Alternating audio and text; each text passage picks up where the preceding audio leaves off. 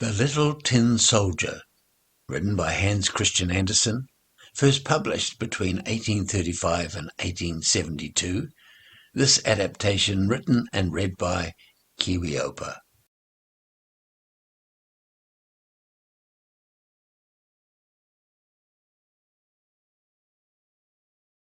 Once upon a time, a toy maker fashioned 25 brothers, all soldiers, from the same piece of tin. They all shouldered muskets, they all looked straight ahead, and they all wore splendid uniforms of red and blue. Alas, when it came to the last soldier, there wasn't quite enough tin left. The toy maker only had enough to give the last soldier one leg. But that soldier didn't mind. He was very proud to be different. He was very proud of his one leg. He too stood erect, shouldering his musket, looking straight ahead in his bright red and blue uniform. The toy maker packed all 25 soldiers tightly into a box. It was very dark in there. Then he carefully gift-wrapped the box. They were a birthday present for a small boy. When the little boy saw the box, he let out an exciting yell. "Tin soldiers! Thanks, Mum!" The little boy emptied the soldiers out on the floor and selected the last tin soldier, because he was different, for sentry duty. He placed him on a tower of blocks where the soldier could see a brown teddy bear, a box labelled Jack, a magnificent castle with swans floating on a lake, and standing at the castle door was the most beautiful girl the soldier had ever seen. In fact, she was the only girl the soldier had ever seen. But he loved her because, like him, she only had one leg. Well, he thought she did. "She is perfect," the little soldier said to himself. "I shall make her my wife." But what the soldier didn't realize, the beautiful lady was a dancer. She held her other leg high in the air behind her. At midnight, when the clock struck 12, all the toys would come alive. The little tin soldier was determined that then he would visit the castle and ask for the beautiful lady's hand in marriage. At the stroke of midnight, the little tin soldier pushed open the lid of his box and climbed out. He breathed deeply because he was very nervous, and then he began to hop in the direction of the castle. Suddenly, the lid of the Jack-in-the-Box popped open, and an ugly, grinning face jumped out, stared down at the little tin soldier. The face had sharp, beady eyes that shone and flashed. "I'm Jack." Jack stared at the little tin soldier. "She's out of your league, soldier boy. And anyway, you only got one leg." There was a moment's silence between them. "You live in a box. She lives in a castle. Give up." The little tin soldier looked up at the castle. The beautiful dancer had been watching him. She smiled. The soldier's tin heart melted.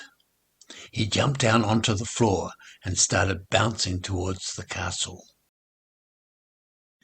"Tin soldier," Jack practically spat the words out. "Don't wish for what does not belong to you." The tin soldier pretended not to hear.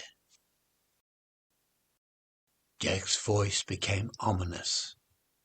"Very well, wait until tomorrow. Bad things will happen. An ill wind will carry you away." And with a fiendish laugh, he disappeared back inside his box. I wouldn't take any notice of Jack. Standing beside the soldier's elbow was a teddy bear. In spite of his growly voice, he sounded very friendly to the little tin soldier. "He's bitter. He's got no legs. He can't join in our games." The teddy bear sighed. "Sad thing is, no one would play with him even if he could move." The little tin soldier glanced towards the castle and the stunningly beautiful lady.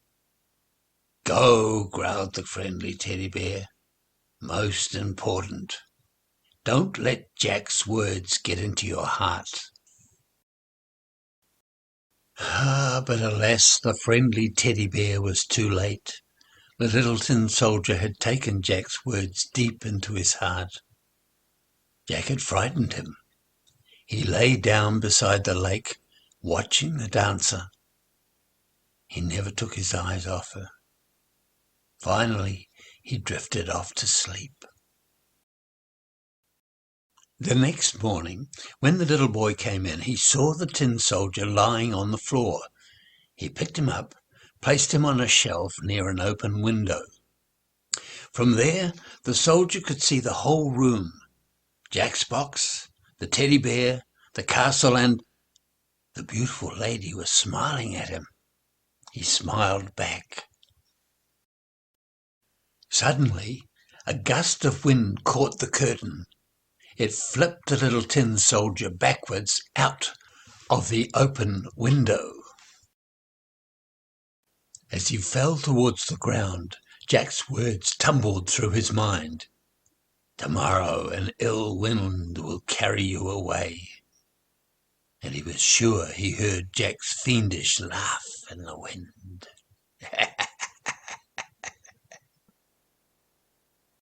The little tin soldier landed upside down with his bayonet wedged between the cracks in the pavement. The little boy and his mother rushed to rescue him, but they couldn't find him, although at one time they almost stood on him.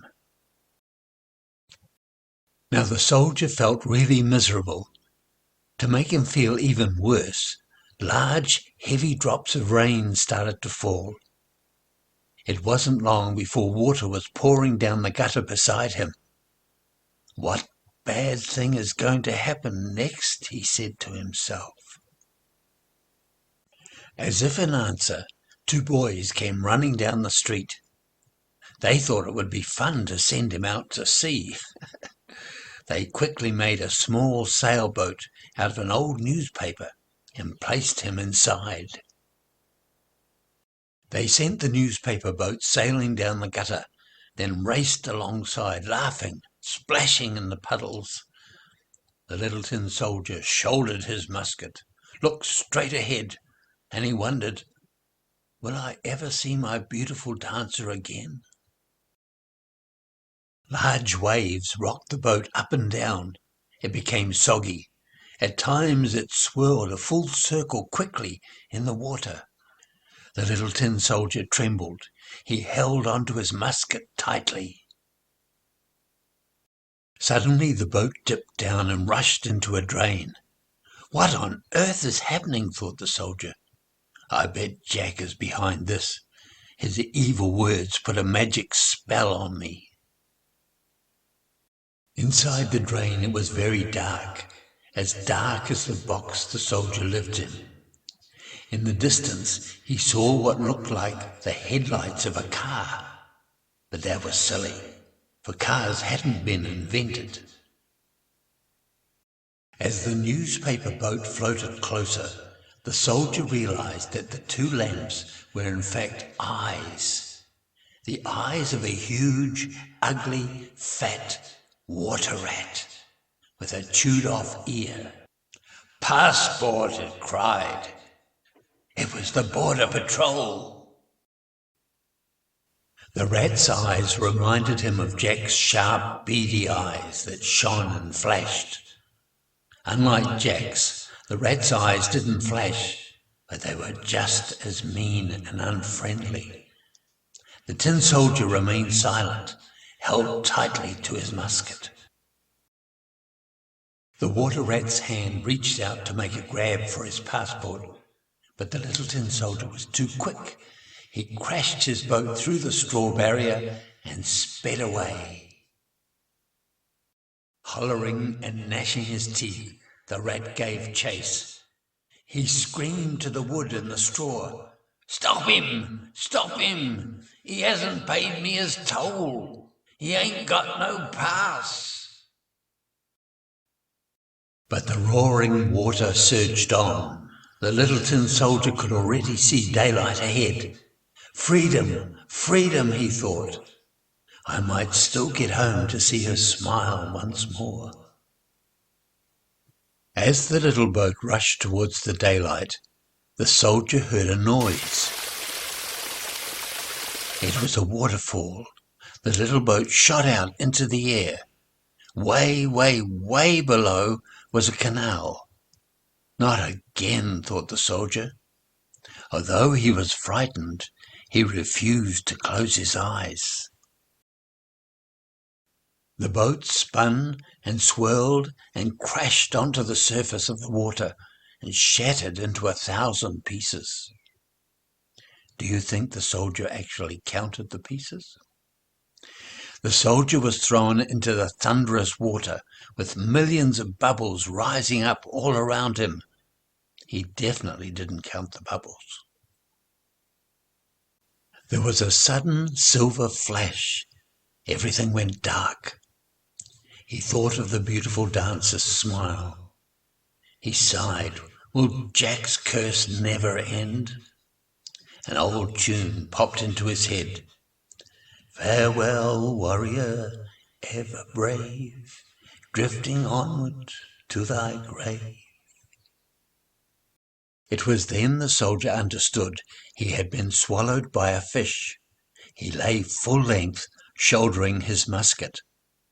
The fish began to thrash about. The soldier held on for dear life.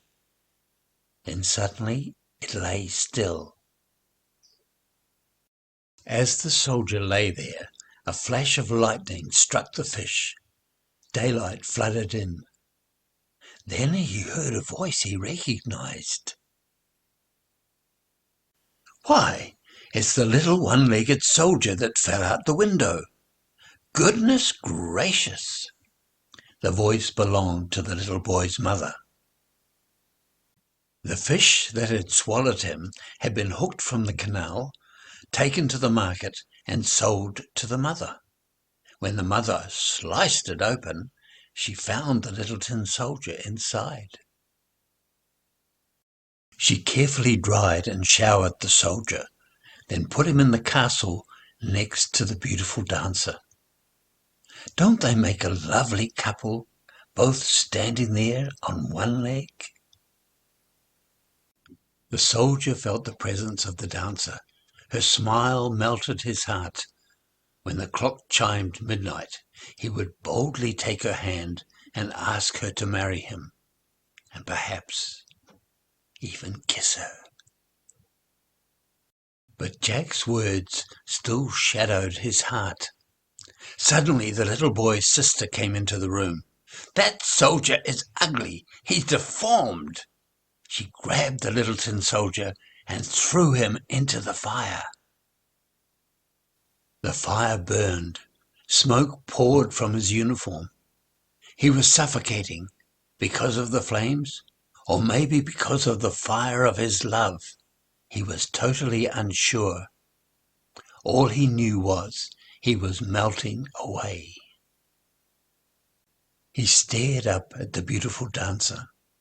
She smiled back at him, but there was a tear that fell from her eye. The tear finally washed Jack's words from the soldier's heart. As he was watching, the curtain moved. A breeze swooped in, caught the paper dancer in its arms, rushed her into the flames beside her love. Happy at last, wrapped in each other's arms, the paper doll and the little tin soldier danced close in the flames. The next morning, when Mother came in to clean up the ashes, she discovered, lying in the fireplace, snuggled together, the soldier's heart, and beside it, The paper dancer's little red tinsel rose.